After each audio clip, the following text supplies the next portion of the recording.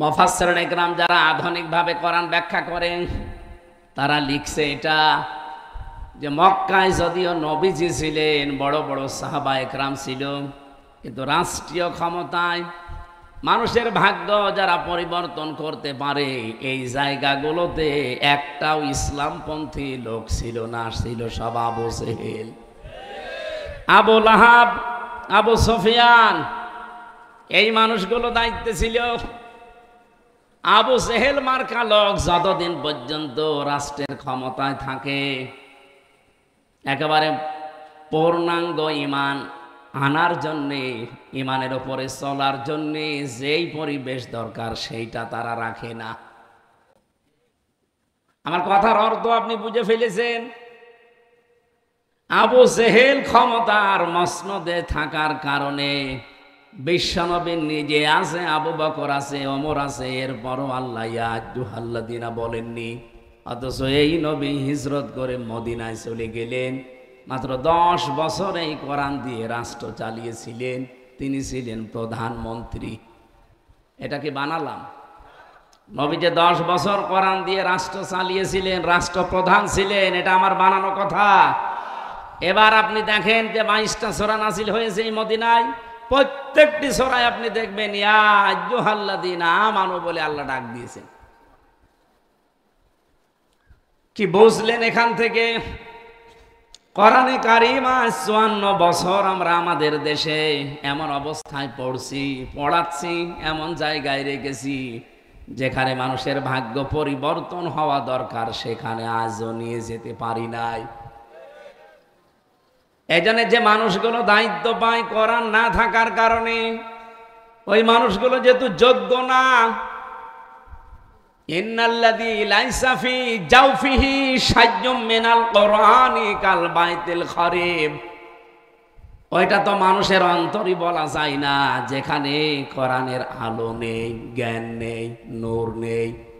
ওটা মানুষের অন্তরই না, ওটা উজাড় গৃহ, শয়তানের ঘর। আর 54 বছরে আমার মনে হয় এই দেশে যারা রাষ্ট্রপতি, প্রধানমন্ত্রী, মন্ত্রী, আপনি তাকিয়ে দেখেন অধিকাংশগুলোই কোরআন ছাড়া।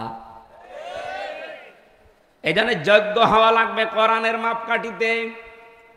54 বছর পরে আল্লাহ যেহেতু একটা সুযোগ আমাদেরকে দিয়েছেন, এই যে 300 এমপি এবার কিন্তু ইসলামের একটা একটা করে বাক্স প্রত্যেকটি আসনে যাবে।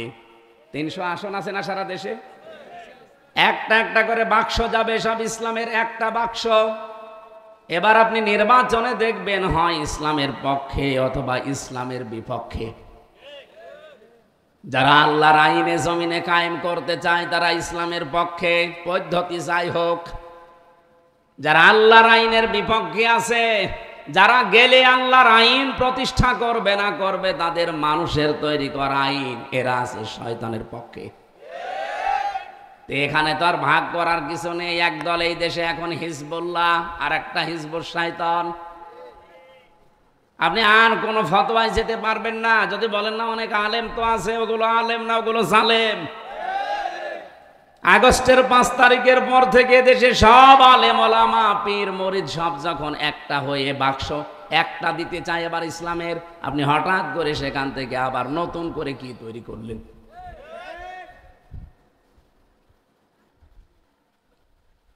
কোরআনে কারীম জানিয়েছে ওয়া কাইফা আখাফু মা আশরাকতুম ওয়া লা তাখাফুনা আন্নাকুম আশরাকতুম বিল্লাহ মা লাম ইউনাজ্জিল বিহি আলাইকুম সুলতানা।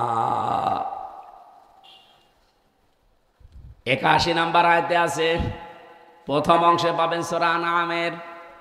সূরা আনআম 81 নম্বর আয়াতের প্রথম অংশে আল্লাহ জানিয়েছেন হযরত ইব্রাহিম তার জাতির লোকদেরকে বলেছিলেন, এই এদিকে তাকান, হে আমার জাতির লোকেরা, আমি কি করে ভয় পাবো তাদেরকে যাদেরকে তোমরা আল্লাহর সাথে শরীক করো।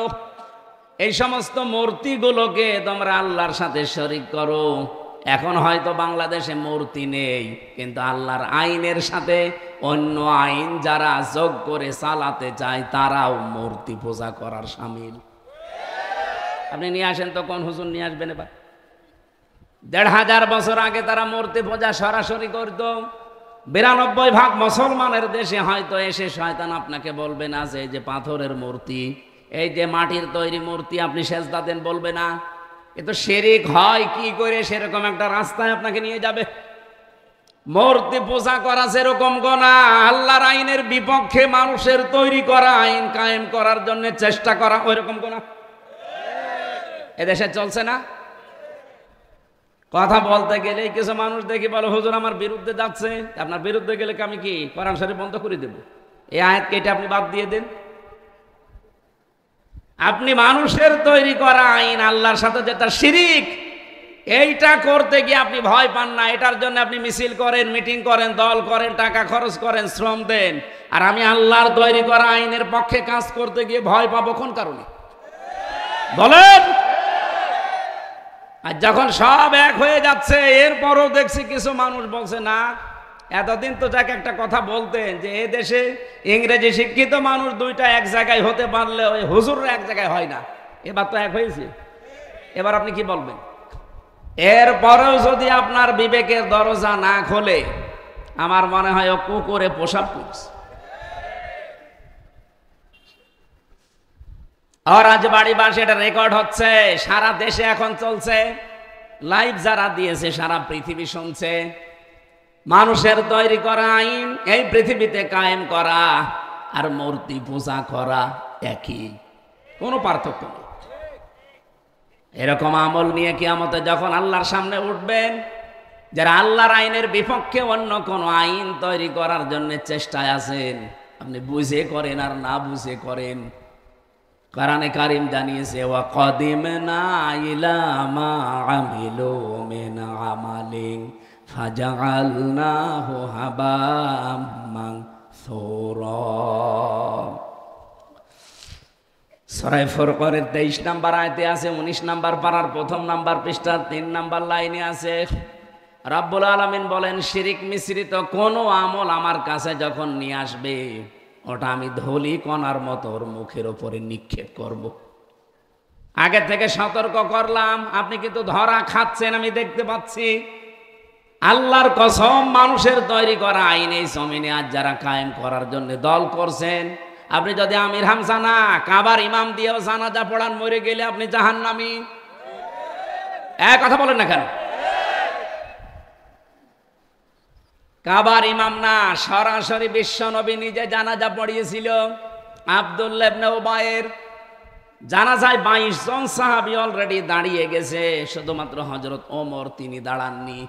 তিনি বলেছিলেন না, আমি ওর জানাজায় দাঁড়াবো না। উহুদের ময়দানে যেদিন আমরা যাচ্ছিলাম, সেদিন 300 মানুষ নিয়ে ভেগে গিয়েছিল। আমি ওর জানাজায় দাঁড়াবো না।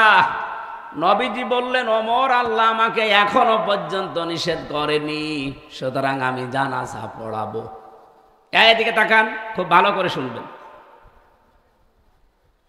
তিনি জানাজার নামাজ আরম্ভ করেছিলেন, তাকবীর দেবেন আল্লাহু আকবার বলে, হঠাৎ জিবরাইল এসে বলে, ইয়া রাসূলুল্লাহ, জানাজার নামাজ বন্ধ করেন। ইস্তাগফির লাহুম আও লা তাস্তাগফির লাহুম ইন তাস্তাগফির লাহুম ৭০ মাররাতান। এ পর্যন্ত বলেছিলেন। আপনি তাফসীরগুলো দেখেন, আধুনিক তাফসীরে ঠিক এইভাবেই লেখা আছে। জিবরাইল এসে আয়াতটা সূরা তাওবার ৮০ নম্বর আয়াত এ পর্যন্ত বলার পরে থেমে গেছে, আর কথা বলে না। হ্যাঁ নবী, এই লোকটার জন্য যদি আপনি জানাজার নামাজ পড়ান, তাওবা করেন, অথবা ক্ষমা চান, ইস্তেগফার করেন, যাই বলেন, এর জন্য যা করেন আল্লাহ একে মাফ করবে না। যদি ৭০ বারও এর জন্য তাওবা করেন, ইস্তেগফার করেন, দোয়া করেন। আমি তাফসীর পড়তে গিয়ে দেখেছি মুফাসসিরিন ইকরাম লিখেছেন, এ পর্যন্ত যখন বলার পরে জিবরাইল থেমে গেছে, নবীজি মনে মনে ভাবছিলেন, আল্লাহ তো ৭০ বারের কথা বলেছে, আমি এই লোকটার জন্য ৭১ বার দোয়া করব। আপনি চিন্তা করতে পারেন কোন কোন ব্যক্তি কথা বলছে? যিনি আকাশের দিকে হাত তোলা লাগে না, শুধু মনের ভেতরে কামনা আসলে কবুল হয়ে যায়। ওয়াজাকাদ নারা তাকাল্লুবা ওয়াজহিকা ফিস সামা, ইয়া যে নাযিল হয়েছে, অনেকে কিন্তু দোয়াও করেননি, মনের ভেতরে শুধু আকাঙ্ক্ষা, শুধু কামনা ছিল, আল্লাহ কাবা শরীফের দিকে যদি নামাজ পড়তে পারতাম। সঙ্গে সঙ্গে আল্লাহ মুখ ঘুরিয়ে দিয়েছেন। আকাশের দিকে শুধু আঙ্গুলে ভাবে তুলেছিলেন, চাঁদ 2 খণ্ড করে দিয়েছেন। পা শুধু জমিন থেকে ওপরে তুলেছেন, একেবারে আরশে পৌঁছিয়ে গেছে। তিনি এই জমিনে যা বলতেন ওইটা সারে বলা হয় তাকে। হা বললে হালাল, না বললে হারাম। এরকম পাওয়ারফুল মানুষ তিনি জানা যায় দোয়া করছেন, বলছেন আমি 70 বার যদি কবুল না হয় এই লোকটার জন্য আমি 71 বার দোয়া করব। সঙ্গে সঙ্গে পরের শব্দটুকু নাজিল হয়েছে, ফালাইয়াগফিরাল্লাহু লাহুম।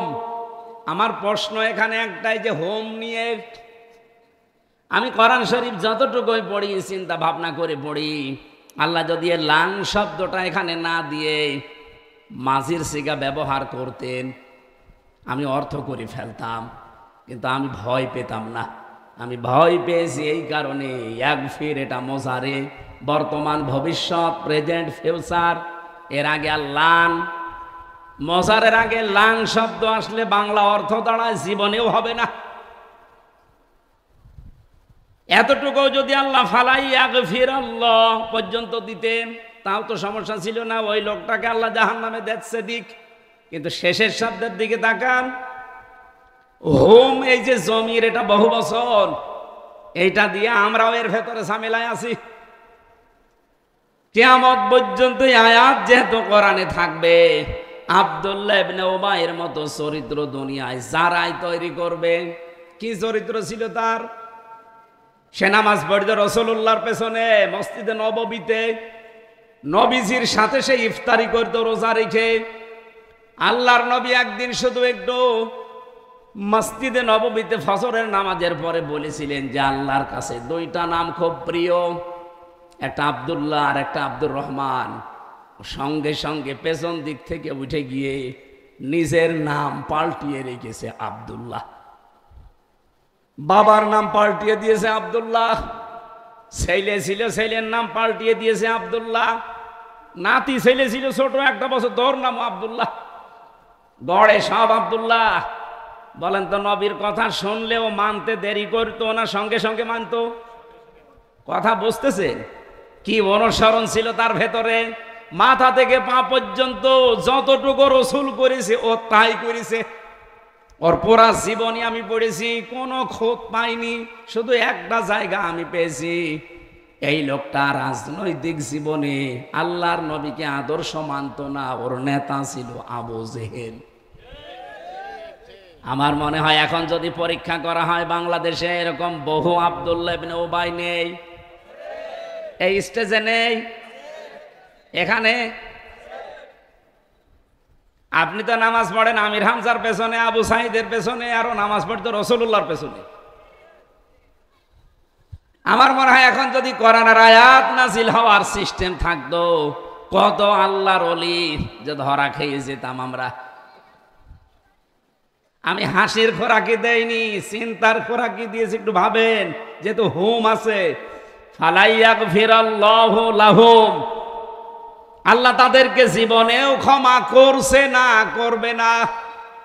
এ লোকটার একটা দর্শন খারাপ থাকার কারণে যদি নবীজি জানাজা পড়ালে কাজ না হয়, অনেকে মনে করতে পারেন আমাকে ভয় দেখাচ্ছে, আল্লাহর কসম না আপনি ধরা খাবেন।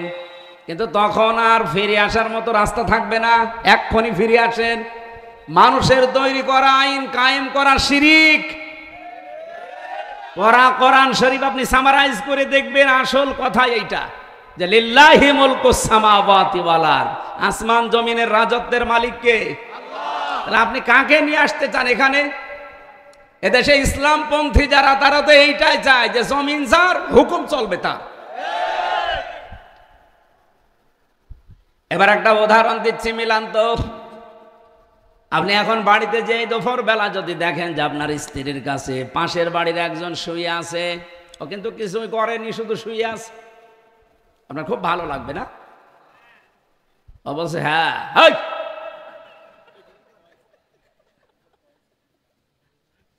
আপনি কি করেন স্ত্রীর জন্য এমন? শুধু সেই কবুল বলে নিয়ে এসে শুধু তাকে দিয়ে কাজই করান। তার যতটুকু হক আছে 100 ভাগ তো আদায় আপনার দ্বারা হয় না। এরপরও তার উপর আপনার অধিকার দেখেছেন। পাশের বাড়ির একটা লোক শুধু শুয়ে আছে, কিছুই করেনি, এমনকি সে কিছু দেয়নি, শুধু শুয়ে আছে। শুয়ে থাকা দেখে যদি আপনার এমন রাগ হয়, আপনার হাতে যা আছে তাই দিয়ে আপনি তার মেরে ফেলবেন, এ পর্যন্ত ঠিক আছে না? বলেন বলেন। আল্লাহ রাব্বুল আলামিন বলেন, আমি মানুষ বানিয়েছি, খলাকাল ইনসান, মানুষ আমি বানিয়েছি, এর ভেতরে কারো কোনো এক বিন্দু পরিমাণে কোনো কিচ্ছু নেই। হ্যাঁ, তোর মা বাবার আছে, তারা এক বিছানায় ছিল, এতটুকুই। তারা যে শুধু বিছানায় ছিল এতটুকুই শেষ, বাকি ওই বীর্য থেকে হামসা পর্যন্ত কারো অধিকার নেই, সবটুকু অধিকার কার?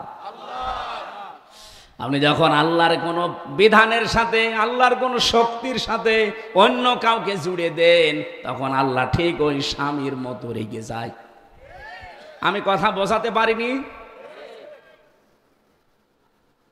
আল্লাহ রাব্বুল আলামিন কোরআনে কারিমে যুগে যুগে যত নবী পাঠিয়েছেন তাদের বিভিন্ন কাহিনী আমাদেরকে শুনিয়েছেন। আমি পড়া কোরআন শরীফ বেড়ে 25 জন নবীর ডাইরেক্ট জীবনী পেয়েছি, হাদিসে ইনডাইরেক্ট বহু নবীর জীবনী পড়েছি।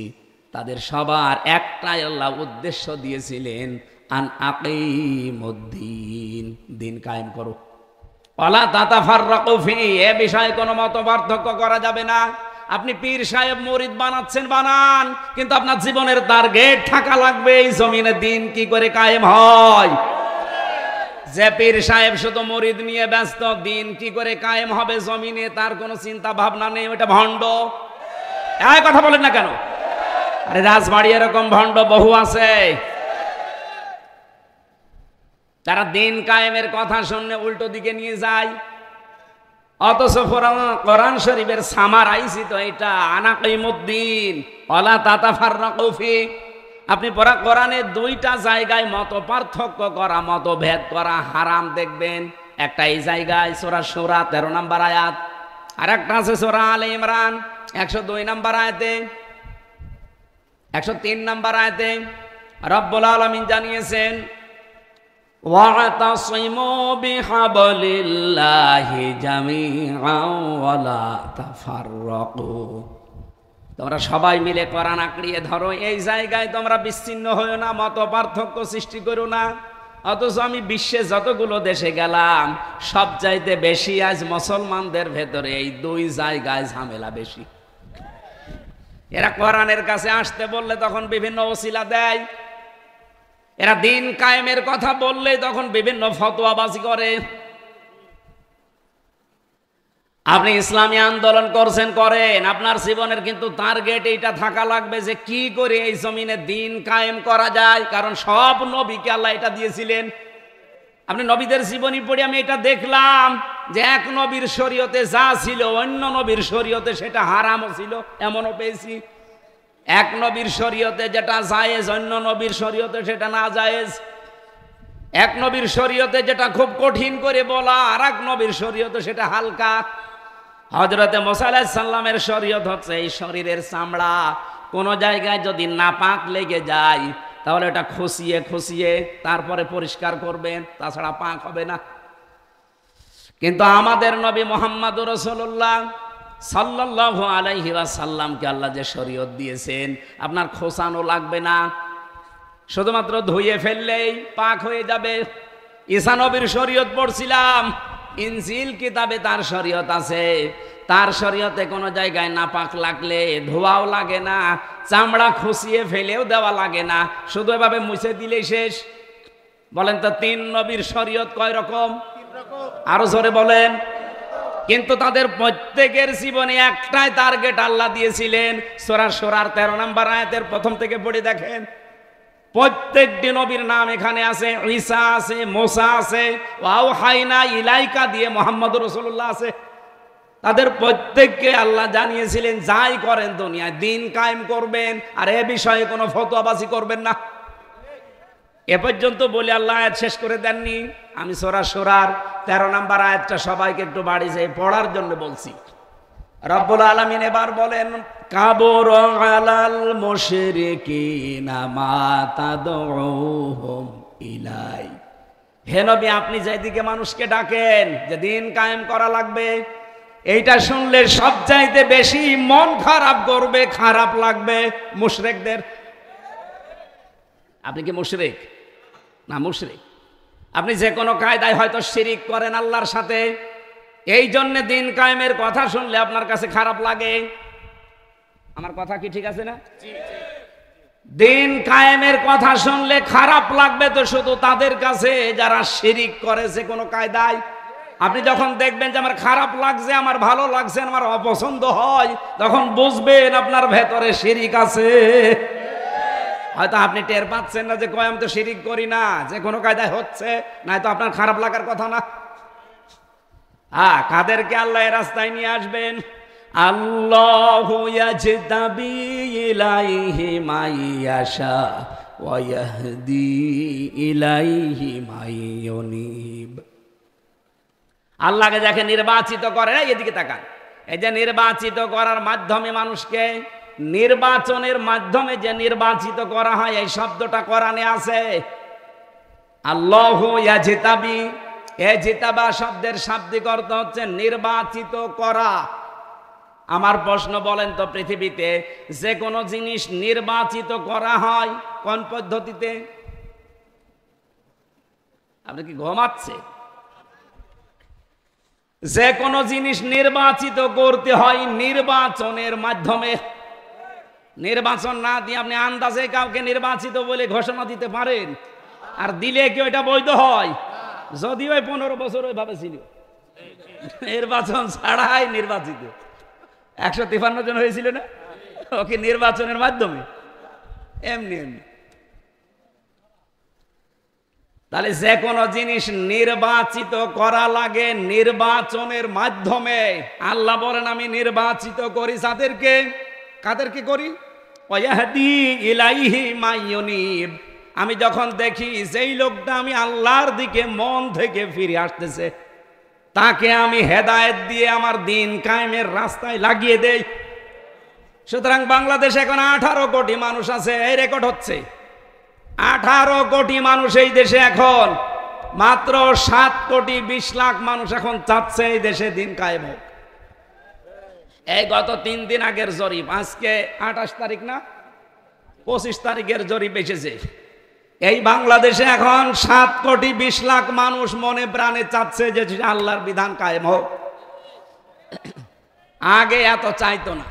আগে 100 জনের মাত্র 15 জন মানুষ চাইতো, সেখানে 1 বছর এই 26 দিন চলছে। এই 1 বছর 25-26 দিনে এই পরিমাণ মানুষ অলরেডি বেড়ে গেছে। আপনি আর কিছুদিন যেতে দেন, এই দেশে 100 জনের 100 জন মানুষ বলবে আমরা এই জমিনে দিন কায়েম চাই। আপনি দেখছেন না গোবিন্দ চন্দ্র পরামানিকের রাজবাড়ি বাড়ি, রাজবাড়ি না, ভদ্রলোক সেদিন ঢাকায় দেখা হয়েছিল। আমি বললাম বাড়ি কোথায়? বলছে আপনার পাশে। পাশে মানে রাজবাড়ি। উনি একটা কথা বললেন না সেই দিন, যে এই দেশে আমরা বহু জিনিসে 54 বছর দেখলাম, এবার আমরা আল্লাহর বিধান দেখতে চাই। উনি নাম ধরে বলেছে, আমি তো নাম ধরলাম না, উনি নাম ধরেই বলেছে যে জামাত ইসলামী বাংলাদেশকে দেখতে চাই, তাহলে আমরা এই দেশে সবচাইতে বড় নিরাপদে থাকতে পারি।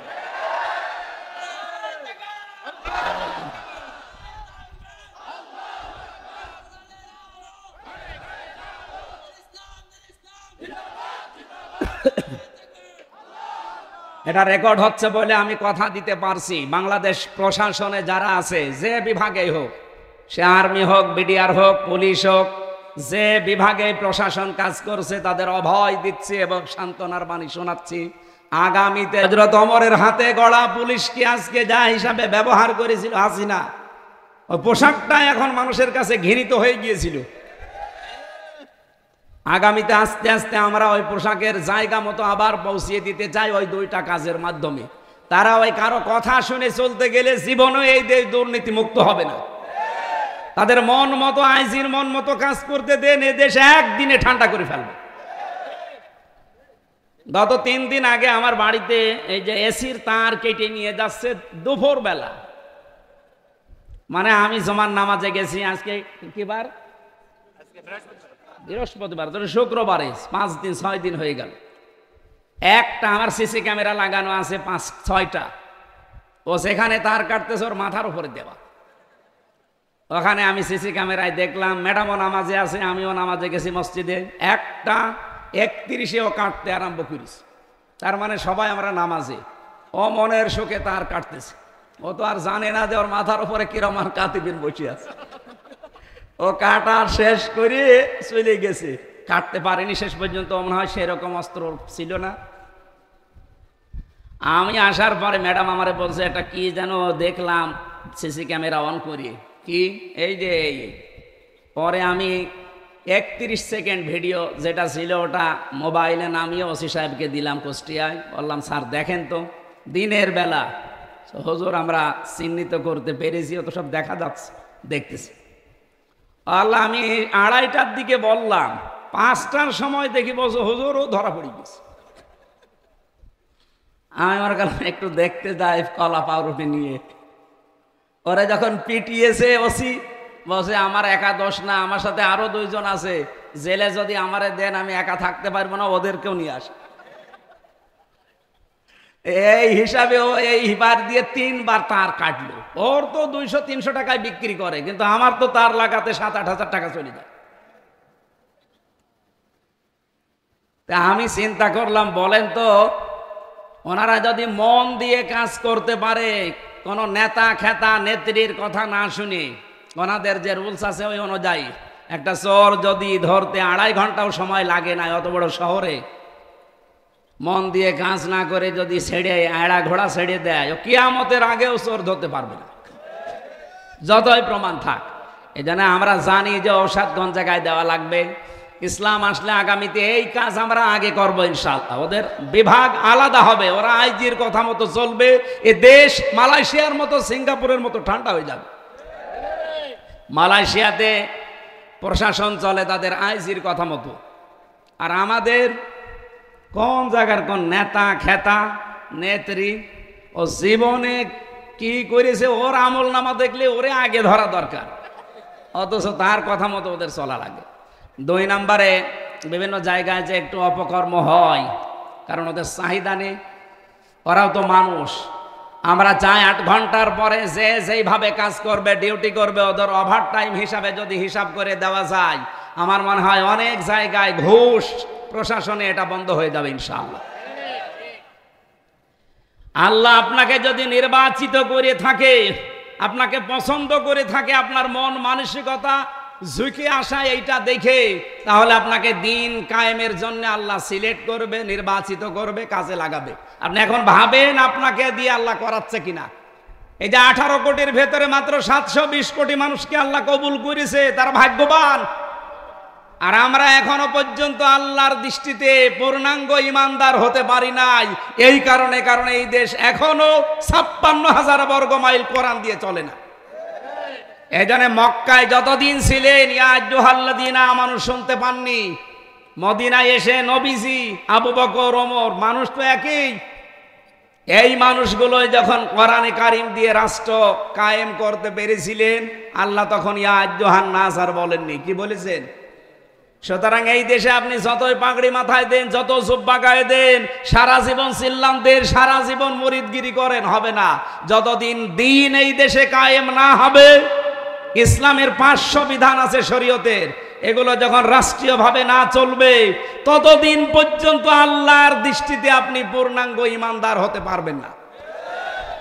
এবার যার কাছে ফতোয়া নেবেন নেন। আমরা যেহেতু মাদানী সূরা থেকে পড়েছি, এই জন্য ইঙ্গিতটা দিলাম। সম্মানিত ভাইরা, আমার কথা ছিল, আপনি মানুষের তৈরি করা আইন কায়েম করতে গিয়ে ভয় পান না, বুক ফুলিয়ে কথা বলেন। আমি আল্লাহর তৈরি করা আইন এই জমিনে কায়েম করতে গিয়ে ভয় পাবো আপনাকে, কোন কারণে আপনি বলেন? মালামি উনাজ্জিল বিহি আলাইকুম সুলতানা, আপনার পক্ষে কোনো দলিল নেই, আমাদের পক্ষে দলিল নেই। এই কথা বলেন, দলিল নেই। আপনি যে রাজনীতি করেন, আপনার কোনো আদর্শ আছে? আপনার আদর্শ শুধু মারিং আর কাটিং। এই আগস্টের 5 তারিখের পর থেকে তো দেখতে পাচ্ছি 1 মাস এই 25 দিনে অনেকে হাজার কোটি টাকার মালিক হয়েছে শুধু চাঁদাবাজি করি। এ জেলায় হয়তো নেই, আমার কুষ্টিয়ার শুধু 3 কিলোমিটারের ভেতরে, আমি জায়গার নাম বললাম না, 3 কিলোমিটারের ভেতরে এই যে কয়েকদিন আগে রিপোর্ট দিয়েছে তারা 100 কোটি টাকা চাঁদা আদায় করেছে শুধু একজন। আর এরাই আবার বড় বড় কথা বলে, এদের কোনো আদর্শ আছে রাজনৈতিক? যাদের জীবনে মানে হাজার হাজার ফুটা সে ঝাঁঝরের মতো, তারা সুচকে ভুল ধরে। বাংলাদেশ জামাত ইসলামী রাজাকার রাজাকার আল বদর এই স্বাধীনতা বিরোধী এই স্লোগান তুলতে চায় 54 বছর, অথচ প্রমাণ করেছে এই দেশে বাংলাদেশ জামাত ইসলামীতে রাজাকার মাত্র 37 জন, তার ভেতরে আবার 11 জন মরিয়ে গেছে। আর যারা এই ধোয়া তোলে তাদের 1040 জন। বলেন তো, সে ঝাঁঝর আর শুয়ের মতো হয়ে গেল না? কি আশ্চর্য গো! এই জন্য অন্য কোনো চিন্তা, কোনো দুশ্চিন্তা, কোনো ঝামেলা আমাদের মনের ভেতরে নেই, টেনশনও নেই। ওয়ালা তাহিনু ওয়ালা তাহজানু ওয়া আনতুমুল আ'লাউনা ইন কুনতুম মুমিনিন। কোনো ভয় নেই, চিন্তা নেই। আল্লাহ শব্দ দিয়েছেন, দেখেছেন, ওয়া আনতুম আ'লাউনা ছিল। এখানে যারা আরবি বসে জিজ্ঞাসা করেন, আরবি গ্রামারের নিয়ম হচ্ছে মুবতাদা যদি মারেফা হয়, খবর হয় নাকেরা, অনির্দিষ্ট। আল্লাহ এখানে মুবতাদা তো ঠিক আছে, খবরটাকেও তিনি মারেফা করিয়ে দিয়েছেন আলিফ লাম দিয়ে। বাংলা অর্থ দাঁড়িয়েছে হবেই। আল্লাহ বলেন তোমরা বিজয়ী হবে না, হবেই। ইন কুনতুম মুমিনিন, একটা শর্ত দিলাম, যদি মুমিন হতে পারো। বিজয় দেওয়ার একচ্ছত্র মালিকানা কার? আরো জোরে বলেন। মুমিন হওয়ার একচ্ছত্র মালিকানা কার? আল্লাহ মুমিন হবে? আল্লাহ তো মুমিন আছে, আল্লাহর নাম একটা মুমিন না? মুমিন হওয়া লাগবে একচ্ছত্র ভাবে আমাদের।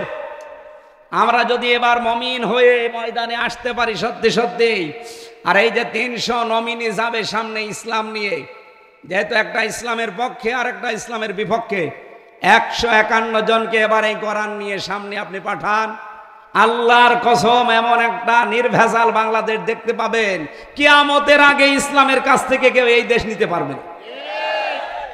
কারণ জালেম যারা, বাতিল যারা তো ভালোভাবে জানে যে যা আরম্ভ হয়েছে, ওরা যা এই 1 বছরে ওরা যা দেখিয়েছে মানুষের কাছে, এদের ভেতরে চাঁদাবাজি নেই, দুর্নীতিবাজ নেই, একটা বিড়ি ঘর নেই, মদ জুয়া তো বাদই দিলাম, বিড়ি ঘরও নেই। 1 বছর 1 মাসের প্রমাণ। তারা যদি ইসলাম দিয়ে দেশ 1 বছর না 1 মাসও চালাতে পারে না, কিয়ামতের আগে আমাদের এই আদর্শ আর সামনে আসবে না। এই জন্য তাদের এত ভয়। এতদিন আমাদেরকে মেম্বারে আমরা কোরআনের কথা বললে বলতো যে সাহসী হুজুর, অথচ সেই মেম্বারে এখন কোরআনের কথা বললে বলে যে মসজিদ কি রাজনীতি করার জায়গা? আরে ভাই, জায়গা তো একই আছে, মানুষও তো একই আছে, শুধু সময়টা পাল্টিয়েছে। আগে বলতো প্রকাশ্য জালেমেরা, আর এখন বলছে মুনাফিকেরা। আমার কথা হয়তো কারো কলিজায় লাগতে পারে ভাই, এটাই বাস্তব কথা। আপনি দেখেন, আগে যারা বাধা দিত সরাসরি, এখন অনেকে ডাইরেক্ট ইনডাইরেক্ট বাধা দিচ্ছে। আপনি কি হামজাকে বাধা দেন না কোরআনে বাধা দেন? আমি এতক্ষণ যাই বলেছি, দুনিয়ার কিছু উদাহরণ দিলেও কথাগুলো কিন্তু সব কোরআনের। এই কথা বলেন না কেন? এখন আপনার বিবেকের ওপরে ছেড়ে দিলাম। ভালো মানুষগুলো যদি নেতা হয়, ভালো মানুষ হওয়ার সংজ্ঞা বলেছি, আপনাকে সচেতন হওয়া লাগবে। যে যেই বিষয়ে পারদর্শী, ওই বিষয়ে নির্ভেজাল জ্ঞান অর্জন করে সঠিকভাবে দায়িত্ব পালন করতে যারা পারে, তারা হচ্ছে ভালো মানুষ। আমি আবার বলছি, যে যেই বিভাগে কাজ করবে, যে যেখানে কাজে লাগবে, ওই বিভাগের জ্ঞান অর্জন করা লাগবে নির্ভেজাল ভাবে। আর নির্ভেজাল জ্ঞান কোথায় আছে? কোরআনে। বলেন বলেন। এখান থেকে জ্ঞান আগে অর্জন করবে এবং সঠিক পদ্ধতিতে কাজটা আঞ্জাম দিতে পারে, এইটা হচ্ছে সালেহ বা নেককার। আমি সেদিন এক মন্ত্রীর কাছে শুনছিলাম, সাবেক, বাইরের দেশে গিয়ে, উনি পালিয়ে আছে ওখানে। হোটেলে উঠতে হয়তো বাইরের দেশে গিয়ে যেই নিচে নামিয়ে দেখে 2-3 জন শয়তান বসে আছে। কি এখানে কি বলে, হুজুর আমরা আগেই ভাব দেখে পালিয়েছি।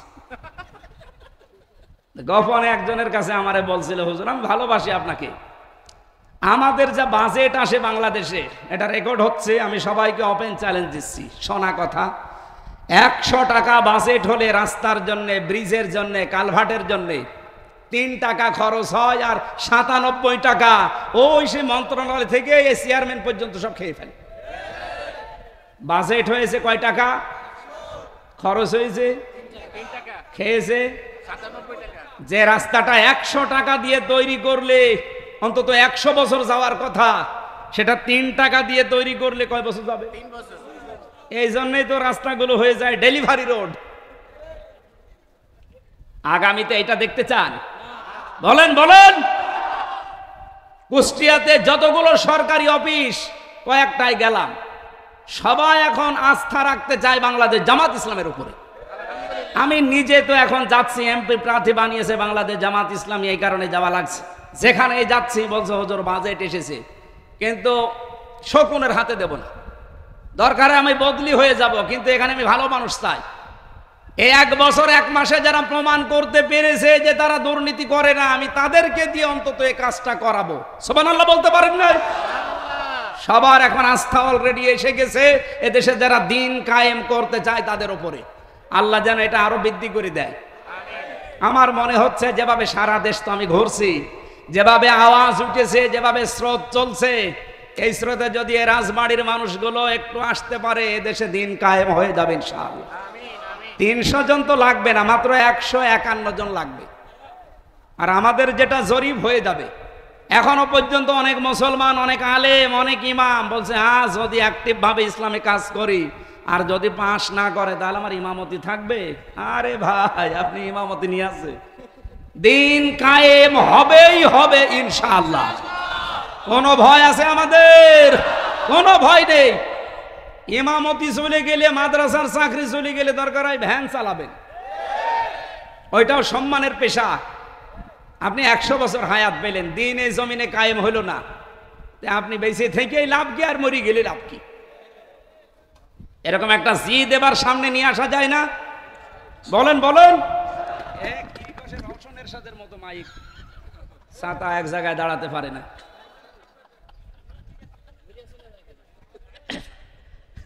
রওশনের সাথে মতো না, আরে জায়গা মতো থাকবি তো, তারপরে তো জিনিস দেবো, ও বাঁকা হয়ে যায়। আমরা মক্কা এবং মদিনায় নাসিল হওয়া সূরার একটা প্রেক্ষাপট আপনাদের সামনে তুলে ধরেছি। তাফসিরে যাচ্ছি, আজান পর্যন্ত থাকবেন তো। সূরা দাহারের একটা মাত্র আয়াত পড়েছি, 4 নম্বর আয়াত। আজকের আলোচনার বিষয় জাহান্নামের বিভিন্ন বিষয়গুলো আল্লাহ তুলে ধরেছেন আমাদের সামনে। রব্বুল আলামিন বলেন, আমি হাদিসের ব্যাখ্যাটা পুরা করতে গেলে ভালো হতো, আপনাদের এই আনচান দেখে আমি শেষ করে দিলাম। থাকবেন আপনারা? থাকবেন।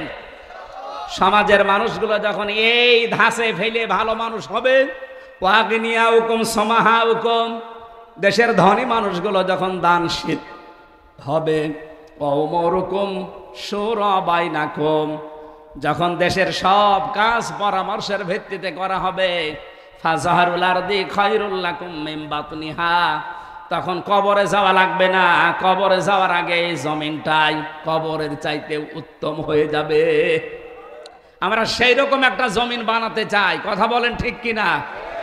কাবা শরীফে দেখছিলাম, এই যে 7-8 দিন আগে আসলাম, রুকনে আমিনি থেকে হজরে আসওয়াদ পর্যন্ত লক্ষ লক্ষ হাজী সাহেব, নারী পুরুষ সবাই এই দোয়া করছে, রব্বানা আতিনা ফিদ দুনিয়া হাসানা, আল্লাহ দুনিয়ায় হাসানা দাও, কল্যাণ দাও, শান্তি দাও, স্বস্তি দাও। আমি রাস্তায় নিরাপদে চলতে চাই, আমি এখান থেকে কুষ্টিয়া পর্যন্ত নিরাপত্তার সাথে যেতে চাই। কথা বলেন না কেন? এখন কি সেটা আছে? দিনে দুপুরে ডাকাতি হয়, অথচ মালয়েশিয়া আমি 1200 কিলোমিটার পাহাড়ি এলাকা জঙ্গল দিয়ে যাচ্ছিলাম, ড্রাইভার আমারে বলছে কোনো ভয় নেই, শুধু আল্লাহর ভয় ছাড়া সামনে কেউ আসবে না। আমরা তো এইরকম 56,000 বর্গ মাইল বানাতে চাচ্ছি, যেটা বানাতে হলে আল্লাহর কোরআন ছাড়া কিচ্ছু নেই। ও যে যাই বলুক না কেন সবগুলো ওদের ধান্দা আর ধোকাবাজি। এক কথা বলেন। এবার জিদ ধরেন একটা, এই যে ডক্টর মির্জা গালিব 100-র ভেতরে 98 নাম্বার পেয়েছিল রসায়ন বিভাগ থেকে ঢাকা ভার্সিটিতে শিবিরে, কিন্তু ঢাকা ভার্সিটি শিবির করে বলে ওনারা নেয়নি। উনি চ্যালেঞ্জ দিয়েছিল, ঢাকা বিশ্ববিদ্যালয় ভুল করলো, আফসোস করা লাগবে। আমি এর চাইতেও বড় বিশ্ববিদ্যালয়ে শিক্ষক হয়ে বাংলাদেশের মানুষকে দেখাবো। ঠিক আমেরিকার বিশ্ববিদ্যালয়ে তিনি এখন শিক্ষক। পৃথিবীর ভেতরে যে 1000 বিশ্ববিদ্যালয় আছে তালিকায়, তার ভেতরে সেইটা একটা। ঢাকা ভার্সিটি 100 নম্বরের 98 নাম্বার পাওয়ার পরও নেয়নি। চান্স পেয়েছে কোথায় দেখেছেন? সেখানে এখন তিনি সহকারী অধ্যাপক। ওনার মতো একটা জিদ নিয়ে আসেন সামনে। এবার যেই হোক, নুরুল ইসলাম হোক আর সৈয়দ আহমেদ হোক আর চরমনাই পীর হোক আর মামুনুল হক হোক, আমরা দেখবো যে ইসলামের পক্ষে যেই বাক্স দিয়েছে দল বেদল নেই, এই জায়গায় আবার দেখতে চাই। আপনাদের গোবিন্দ পরামানিক যদি কথা বলতে পারে যে এবার একটু দেখি না কেন ইসলামকে, আপনাদের কি হয়েছে? এবার একটু দেখা যাবে না? কারা দেখতে চান সত্যি আল্লাহকে দেখান তো, লিল্লাহে তাকবীর। হাত না তুলে দাঁড়িয়ে আছে মানে?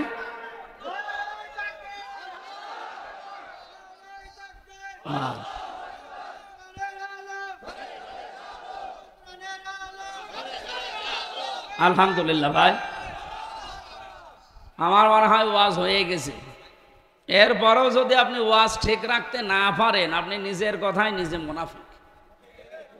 ওয়াইদা কানা উমারাকুম শিরারাকুম, নবীজি বলেন যখন দেখবে দেশের নেতারা, দায়িত্বশীল যারা, তারা চরিত্রহীন খারাপ মানুষ। আজ কত এমপি হোস্টেল থেকে আমরা মেয়েদের কান্নার আওয়াজ পেয়েছি। আগামীতে ইসলাম আসলে মেয়েদের কান্নার আওয়াজ এমপি হোস্টেলে পাওয়া যাবে? আমি গ্যারান্টি দিচ্ছি পাওয়া যাবে না ইনশাল্লাহ। পাগনিয়া হুকুম বুখলা হুকুম, যখন দেশের ধনী মানুষগুলো কৃপণ হয়ে যাবে, ওমরুকুম ইলা নিসাইকুম, যখন দেশের সব কাজ পরামর্শ করা হবে শুধু মেয়েদের সাথে, ফাবাতুল আরদি খায়রুল লাকুম মিন যারিহা, নবীজি বলেন তখন এই উপরে থাকার দরকার নেই, এই জমিনের নিচে চলে যাও, শান্তি পাবা। আমরা সেই অবস্থা তৈরি করতে চাই না। হাদিসের এই দুইটা ভাগের প্রথম ভাগটা আল্লাহ আমাদেরকে মেনে চলার এবং তৈরি করার তৌফিক দেন, বলেন আমিন।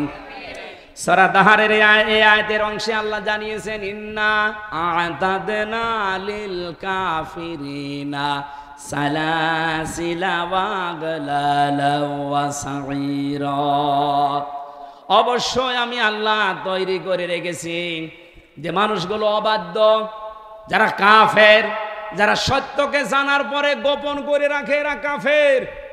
এদের জন্য আমি আল্লাহ নিজে তৈরি করে রেখেছি। এখানে আ'তাদনা ফাইল সরাসরি আল্লাহ নিজে, অবশ্যই আমি তৈরি করে রেখেছি আমার যারা অবাধ্য, যারা কাফের, যারা সত্যকে জানার পরে গোপন করে রাখে, তাদের জন্য সালাসিলা শৃঙ্খল, আগলালান, সাঈরা, তিনটা কথা আল্লাহ পরপর দিয়েছেন এখানে। 1 নম্বরে শৃঙ্খল আল্লাহ দিয়েছেন, 2 নম্বরে তাদেরকে আল্লাহ বেড়ি দিয়ে আটকাবেন, 3 নম্বরে আগুনের লেলিহান অগ্নিশিখার ভেতরে আটকিয়ে রাখবেন। রব্বুল আলামিন এখানে যে কথাটা জানালেন তিনটা, আমরা যারা সত্যকে সত্য জানার পরেও গোপন করে রাখি, নামে মুসলমান হলেও কিন্তু কিয়ামতে আপনি কাফের হয়ে উঠবেন। আর এই স্বভাবটা আমাদের এই বাংলাদেশ, ভারত আর পাকিস্তানে বেশি। সত্যকে সত্য জানার পরে অনেক মানুষ মানতে চায় না, কোন অদৃশ্য কারণে, শয়তানের কোন ধোঁকায় কিনা আমরা জানি না। রব্বুল আলামিন বলেন এই যে সাঈরা, সাঈরা এটা জাহান্নামের একটা দরজার বা স্তরের নাম। কোরআন হাদিস পড়ে আমরা এতদিন বলতাম যে জাহান্নাম 7টা, জান্নাত 8টা। না, কোরআনে আমরা পেয়েছি জাহান্নামও একটা, জান্নাতও একটা, কিন্তু তার স্তর, জান্নাতের স্তর আমি পেয়েছি কোরআনে কারিমে প্রায় 17টা, আর জান্নাতের স্তর আমি পেয়েছি 100টার উপরে। আমার একটা বই আমি লিখেছিলাম কোরআন দিয়ে হাদিস দিয়ে, দুনিয়ায় যে যেই ধরনের অপরাধ করবে আল্লাহ কিয়ামতের দিন তাকে ওই দরজা দিয়ে ওই স্তরে পৌঁছিয়ে দেবে।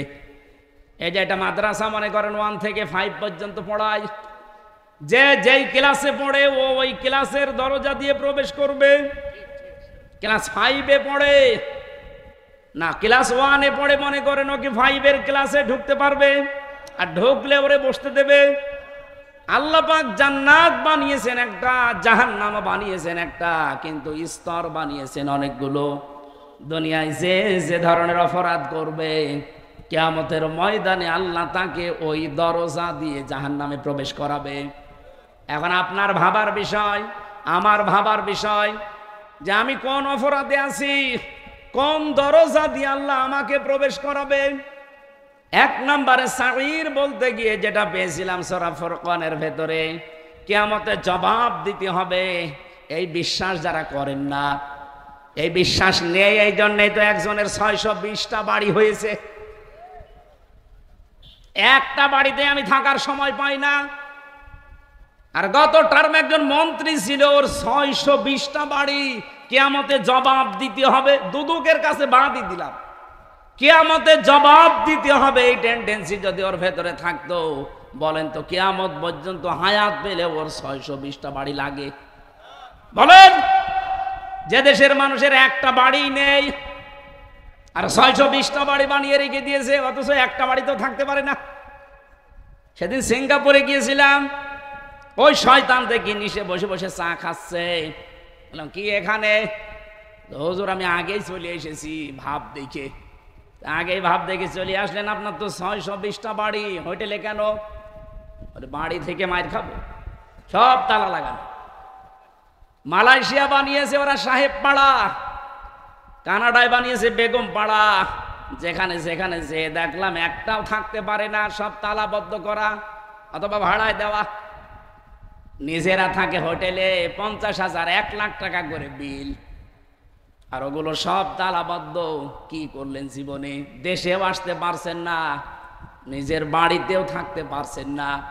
এর একটাই সমস্যা হয়ে দাঁড়িয়েছে, ও কিয়ামতে জবাব দিতে হবে। এই বিশ্বাস ওর ভেতরে ছিল না। আর বিশ্বাস থাকলেও কাজ ছিল না বিশ্বাস অনুযায়ী। আমাদের বিশ্বাস আছে, কিন্তু বিশ্বাস অনুযায়ী আমাদের কাজ করা লাগবে। এই জন্য আমিরে জামাত ডাক্তার শফিকুর রহমান উনি অলরেডি মাইক হাতে নিয়ে ঘোষণা দিয়েছে, এই দেশে জামাত ইসলাম থেকে অ্যাডভোকেট নুরুল ইসলামের মতো 300 এমপি দাঁড় করিয়েছে জামাত ইসলামের। যদি পাশ করে কেউ, 100 টাকা নিয়ে পাশ করলে 5 বছর পরে ওর 1টা টাকা বাড়বে না, আরো 10 টাকা কমে যাবে। এখনো তো 73টা দল বাংলাদেশে আছে, কই কোন দল তো এই ঘোষণা দিতে পারে না। গত 7-8 দিন আগে আমি হজ থেকে আসার 2 দিন পরে একজন হিন্দু এসেছিল, আগরওয়ালা, কুষ্টিয়ার, খুব বড় ধনী মানুষ। রাত 11টার দিকে আমার বাড়িতে এসে কলিং বেল চেপছে, খুলে দিলাম। কে আপনি? নাম বললো, যা প্রথমটুকু আমি বললাম না, পরে দেখলাম আগরওয়ালা। এ নাম শুনে বুঝলাম যে ওর ইমান নেই। আমি মনে করলাম যে এত রাতে এসেছে ও মনে হয় মুসলমান হবে। না, কি এত রাতে কি মুসলমান হবেন? বলছে না। কেন? হঠাৎ দেখি মোবাইল থেকে একটা ভিডিও বের করে আমারে দেখাচ্ছে যে হুজুর এটা আপনার বক্তব্য। হ্যাঁ, আপনি এত শক্ত কথা বললেন কি করে?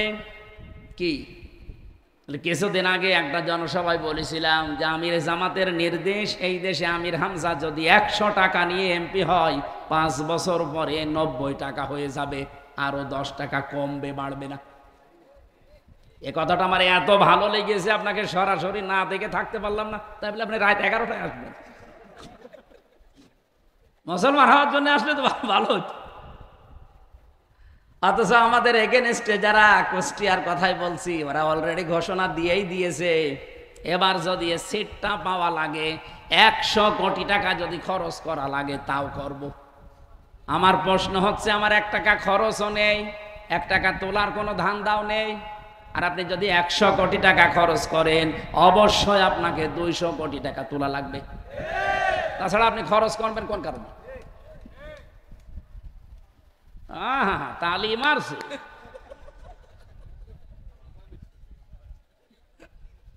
এই যে কিয়ামতের এই বিশ্বাসটা জন্মানো দরকার আমাদের। বাংলাদেশ জামাত ইসলামী এবং ইসলামপন্থী যারা আছে সবার খবর তো আমি জানি না, জামাত ইসলামের সাথে যেহেতু ওতপ্রোতভাবে জড়িত, আমি দেখতে পাচ্ছি এই মানুষগুলো কিয়ামতের বিশ্বাস এদের তৈরি করা হয়।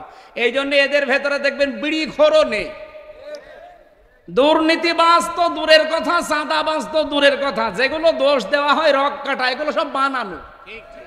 কারণ যারা নিজেরা রগ কাটে সেগুলো তো সব পেপার পত্রিকায় টিভিতে দেখা যায়, আর এদের জীবনে কোনোদিন এই কাজ নেই, অথচ এদের জীবনে এটা আজ 54 বছর চালানো হচ্ছে যে এরা রগ কাটে।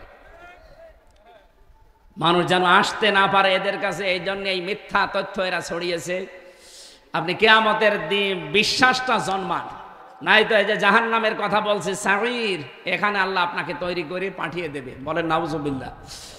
2 নম্বরে যারা বাপ দাদাদের কথা শুনতে অভ্যস্ত, কোরআন হাদিস গলিয়ে খাওয়ালেও যারা মানতে চায় না, ওই বাবা কি বলেছে দাদা কি করেছে এই কথা নিয়ে যারা ব্যস্ত, তারা এই জাহান্নামে সাঈরে যাবে। তথ্য সূরা লোকমান 21 নম্বর আয়াত। যারা তাদের কমন সেন্স কাজে লাগায় না, তাদের বিবেক যেটা আল্লাহ দিয়েছে এই বুদ্ধিকে যারা কাজে লাগায় না, আর কোরআনের কথা শোনার পরেও যারা না শোনার ভান করে থাকে, এই মানুষগুলো জাহান্নামে সাঈরে যাবে। ইবনে মাসউদ রাদিয়াল্লাহু তাআলা আনহু বলেন, আমি নবীজির মুখে শুনেছি, তিনি এ কথা বলছিলেন আমাদেরকে, ইদা কানা উমারাউকুম খিয়ারুকুম, যখন দেশের নেতারা ভালো মানুষ হবে। আমরা এই 54 বছরে যাদের নেতৃত্বে চললাম, বলেন তো এই নেতারা ভালো মানুষ বলতে যেটা বোঝায় এটা ছিল না? ছিল না। আমরা ভালো মানুষের যে সংজ্ঞা আছে ওইদিকে যাব ইনশাআল্লাহ। ওরা কোরআন শরীফে সবচাইতে বেশি আমার মনে হয় এই শব্দটা আমরা পরিচিত, যে ইন্নাল্লাযীনা আমানু ওয়া আমিলুস সালিহাত, নিশ্চয় যারা ঈমান আনে আর যারা আমলে সালেহ করে, নেক কাজ করে, সৎ কাজ করে, ভালো কাজ করে। এটা কি শুনেছেন কোনোদিন? না এখন শুনলেন? কি শব্দ প্রতিদিন আমার মনে হয় মানুষ শুনতেছে, পড়তেছে। এটা ঈমান আনার পরে যারা আমলে সালেহ করে, ভালো কাজ করে, নেক কাজ করে, মানুষ যখন ভালো কাজ করবে তখন তো ওই লোকটাকে আমরা ভালো বলি। আর ভালো কাজ কি? সলে শব্দের শাব্দিক অর্থ শুধু নেক না, সৎ না, শুধু ভালো না। সলে শব্দের আধুনিক ব্যাখ্যা হচ্ছে, আপনি এখন যারা আধুনিকভাবে তাফসীর করে, অভিধান বেত্তা যারা আধুনিকভাবে এখন বিশ্বের বিভিন্ন দেশে আমি যেহেতু যাই, আমি দেখেছি সলেহ শব্দের ব্যাখ্যা তারা এখন নিয়ে এসেছে। সলেহ মানে যোগ্য। কি বললাম বলে? যোগ্য হওয়া লাগবে। লাতারকা বন্যা তবাকানাং তবাক, হে নবী আপনি যেখানে আছেন ওখানে পড়ে থাকার জন্য দুনিয়ায় আপনাকে আমি পাঠাইনি, আপনাকে উপরে ওঠা লাগবে। আপনি একটা জায়গা থেকে আর একটা জায়গায় যেতে হলে যোগ্যতা ছাড়া যেতে পারবেন না, আর যোগ্যতা ছাড়া গেলেই সেটা জুলুম হবে। আমার কথার অর্থ বোঝেন? যে যে জায়গায় বসার যোগ্য না, ওখানে যদি তাকে বসানো হয় ওই জায়গার উপরে জুলুম। এই টুপিটা থাকার কথা মাথায়, এটা যদি কেউ কুকুরের মাথায় দিয়ে দেয় এটা কি জুলুম না? কেউ যদি এই টুপি এখান থেকে পায়ের কাছে রেখে দেয়, এটা টুপির উপরে কি একই পায়ের কাছে থাকার কথা না মাথায় থাকার কথা? মাথায় থাকার কথা, যেটা ওটা মাথায় রাখলে তার যোগ্য জায়গায় আপনি দিলেন, ওখান থেকে যেখানে থাকার দরকার না ওখানে নামিয়ে নিয়ে আসলে এটা তার উপরে জুলুম হয়। আমার পায়ের নিচে যে এই চটি আছে, স্যান্ডেল আছে, জুতা আছে, এটা থাকার কথা পায়, পা থেকে এখন যদি আমি মাথায় নিয়ে সব সময় ঘুরি, এটা জুতার উপরে জুলুম। কথা বুঝতেছে? 92% মুসলমান আমরা এই দেশে বাস করি। এখানে সর্বোচ্চ জায়গা বলতে আমরা মনে করি সংসদ ভবন। বলেন তো এই 54 বছরে 92% মুসলমানের দেশে কোরআন শরীফ, সেখানে থাকার কথা ছিল না? গেছে আজ পর্যন্ত? এই যে যায় না, এ কারণে মানুষ ভালো হয় না, কারণ মানুষ ভালো বানানোর জন্য আল্লাহ কোরআন পাঠিয়েছে। এটা ওই জায়গায় যতদিন না যাবে এ দেশের ভাগ্য ততদিন পরিবর্তন হবে না। এ দেশের মানুষ ভালো বলে দাবি করলেও হবে না। আমি এ কথাটাকে আন্দাজে বললাম, এর বাস্তবতা কি? আজকে তেলাওয়াত কি তো আয়াত সূরা দাহার বা সূরা ইনসান, এটা মদিনায় নাজিল হওয়া সূরা। আপনি দেখবেন পুরা কোরআনে 92টা সূরা আছে মদিনা মক্কায় নাজিল হওয়া, আর 22টা সূরা আছে মদিনায় নাজিল হওয়া। এটা একটা বর্ণনা। আর একটা বর্ণনা 86টা হচ্ছে মক্কায় আর 28টা হচ্ছে মদিনায়। আপনি যে কোনো বর্ণনা ধরেন, অসুবিধা নেই। একটা আছে প্রসিদ্ধ আর একটা আছে বিশুদ্ধ। তা আমরা 92 আর 22 এইটাই পড়েছি, এইটাই বলছি। মনে করেন 92টা সূরা আছে মক্কায় নাজিল হওয়া, কোন সূরার ভেতরে আপনি ইয়া আইয়ুহাল্লাযীনা আমানু পাবেন না। সেখানে পাবেন শুধু ইয়া আইয়ুহান নাস বা ইয়া আইয়ুহাল ইনসান। কিন্তু বাকি 22টা সূরা যেগুলো মদিনায় নাজিল হয়েছে, এখানে আপনি শুধু ইয়া আইয়ুহান নাস না, সেখানে আছে ইয়া আইয়ুহাল্লাযীনা আমানু। আমি যারা এখানে আলেম ওলামা আছে, যারা চিন্তাশীল, তাদেরকে বলছি খুব ভালো করে এই প্রথম শব্দটা মিলিয়ে নিন। আমার প্রশ্ন হচ্ছে, মক্কাতে নবীজি নবুয়ত পাওয়ার পরেও 13 বছর ছিলেন। এ 13 বছরে তার হাতে কেউ মুসলমান হয়নি? এক কথা বলেন না কেন? তাদের ঈমান ছিল না? আল্লাহ কেন? নবীজি নিজে আছে মক্কাতে, আবু বকর সিদ্দিক, হযরতে ওমর ফারুক রাদিয়াল্লাহু তাআলা আনহু আজমাইন, এরকম বড় বড় জান্নাতের গ্যারান্টি প্রাপ্ত সাহাবী বসে আছে, কিন্তু আল্লাহ ইয়া আইয়ুহাল্লাযীনা আমানু দেননি। কোনদিন চিন্তা করেছেন কেন দিল না? আমার এই ছোট্ট মাথা এটা এসেছে, আল্লাহ রাব্বুল আলামিন দেয়নি এই কারণে, নবীজির মতো এত বড় ইমানদার তামাম দুনিয়া এক জায়গায় করলে তার ইমানের সমান হবে? বলেন বলেন। আমরা আবু বকরের জীবনী পড়েছি, এবং আবু বকরের জন্য আল্লাহ যে আয়াত নাজিল করেছেন ওই জায়গায় এবার গিয়েছিলাম এই 7-8 দিন আগে। ইদহুমা ফিল গারি ইদ ইয়াকুলু লিসাহিবিহি লা তাহজান ইন্নাল্লাহা মা'ানা। স্মরণ করো ওই সময়ের কথা, যখন ওই যে গুহার ভেতরে গারে সূর, যেটা মুহাম্মদুর রাসূলুল্লাহ তার সাথী হযরতে আবু বকরকে ডাক দিয়ে বলেছিলেন, লা তাহজান ইন্নাল্লাহা মা'ানা, কোনো চিন্তা নেই। তাহজান শব্দের ভেতরে দুইটা বিষয় আছে, চিন্তা এবং ভয়, দুইটাই আছে। যদিও খাউফ মানে ভয়, কোনো ভয় নেই, কোনো চিন্তা নেই। শুধু এতটুকু বলে তিনি আয়াত শেষ করে দেননি, তার বক্তব্য শেষ হয়নি। উনি বললেন, লা তাহজান ইন্নাল্লাহা মা'ানা, অবশ্যই আল্লাহ আমাদের সাথে আছে। হ্যাঁ আবু বকর, তুমি দেখতে পাচ্ছ এখান থেকে যে ওদের 10-12 জনের পা দেখা যায়, এমনকি ওদের গলার আওয়াজ পর্যন্ত শোনা যাচ্ছে। আমরা একটু নড়াচড়া করলে, কাশি দিলে, বসে পড়লে ওরা দেখে ফেলবে। কিন্তু আমরা তো আর 2 জন না, আমাদের সাথে আরেকজন আছে। কে বলেন তো? আপনি এই যে একবারে আল্লাহ বললেন, এ কথাটা বলতে এখন যত সহজ মনে হচ্ছে, ওই রকম জায়গায় গেলে মুখ দিয়ে আল্লাহ বের হবে? অত সহজে জীবনও বের হবে না। এ মানুষটার নামে কোরআনের আয়াত নাজিল হয়েছে। সূরা রহমানের ভেতরে একটা আয়াত আছে, ওয়ালিমান খাফা মাকামা রাব্বিহি জান্নাতান। যারা আল্লাহর ভয়ে দুনিয়ার জীবন কাটাবে, আল্লাহ তাদের জন্য 2টা জান্নাত বরাদ্দ দিয়েছেন। সেটা আবু বকরের নামে আয়াতটা নাজিল হয়। অসময় একবার হযরতে আবু বকর মসজিদে নববীতে বসে বসে কাঁদছিলেন, শিশুর মতো কাঁদছিলেন। নবীজি এসে বললেন যে অসময় তো মসজিদে আসার কথা না, কাঁদো কেন? সিদ্দিক আকবর বলেছিলেন, ইয়া রাসূলুল্লাহ, আল্লাহ কি আমাকে মাফ করেছে? উনি বলেন তো, যারা জান্নাতের সার্টিফিকেট পাঠিয়েছে জীবিত অবস্থায়, সেই লোকটা শিশুর মতো ক্রন্দন করে বলছিল, আল্লাহ আমাকে মাফ করেছে, আমি জান্নাত পাবো তো? সঙ্গে সঙ্গে আয়াতটা নাজিল হয় তার উপরে, হে নবী আপনি আবু বকরকে জানিয়ে দেন, তার মনের অবস্থা তো আমি দেখেছি, তার যে ভয়টা, এই কারণে আমি আল্লাহ তার জন্য 2টা জান্নাত বরাদ্দ দিয়ে দিলাম। আমরা জান্নাত যদি একটা পাই, হযরত আবু বকর কয়টা পাবে? 2টা। জান্নাতের প্রত্যেকটা দরজায় একজনকে নাম ধরে ডাকতে থাকবে, তাকাল ইয়া আবু বকর, এই তার নাম আবু বকর। কোন পর্যায়ের মানুষ ছিলেন আপনি এবার ভাবেন। শুধুমাত্র নবীকে যেদিন পাহারা দিয়েছিলেন, ওই এক রাতে গারে সরে যে নেকি পেয়েছেন, তামাম পৃথিবীর সব মানুষের সওয়াব নেকি এক পাল্লায় রাখলে তার ওই এক রাতের চাইতে বেশি হবে না। বহু কথা তার জীবন থেকে আমরা শুনেছি, পড়েছি।